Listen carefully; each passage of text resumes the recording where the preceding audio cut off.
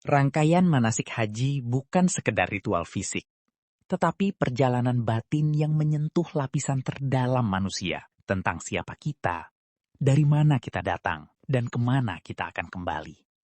Ihram, di titik awal ini, manusia menanggalkan identitas duniawinya. Tak ada lagi perbedaan jabatan, status, atau kekayaan. Semua mengenakan kain yang sama, sederhana, tanpa hiasan. Disinilah manusia belajar bahwa di hadapan Tuhan, kita kembali menjadi asal, makhluk yang telanjang dari kesombongan.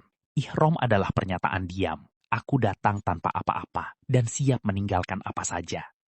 Wukuf di Arafah, inilah puncak haji.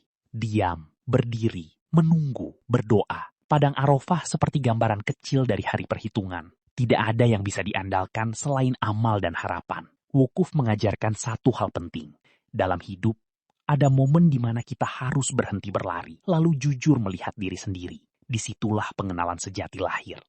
Arafah, mengetahui siapa kita sebenarnya. Tawaf, mengelilingi Ka'bah, pusat orientasi umat.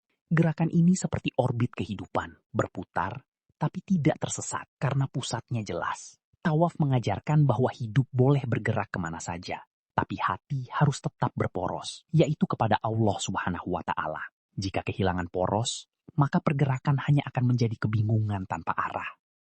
Sa'i, berlari kecil antara Syafa dan Marwah, meneladani perjuangan Hajar. Ini bukan sekedar lari, tapi simbol ikhtiar tanpa putus asa. Bahkan ketika air belum tampak, langkah tetap harus dijaga. Sa'i mengajarkan, harapan tidak selalu datang dari hasil, tapi dari kesungguhan usaha. Dan seringkali, pertolongan Tuhan hadir di titik yang tak terduga, seperti Zam-Zam yang muncul dari jejak perjuangan.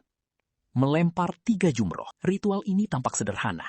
Melempar batu, namun maknanya dalam, melawan godaan, ego, dan bisikan yang menjauhkan dari kebenaran. 3 jumroh bukan hanya simbol setan di luar diri, tapi juga setan dalam diri, amarah, keserakahan, dan kesombongan. Setiap lemparan adalah deklarasi. Aku memilih untuk tidak tunduk pada kesesatan, tapi tunduk pada ketaatan pada Allah.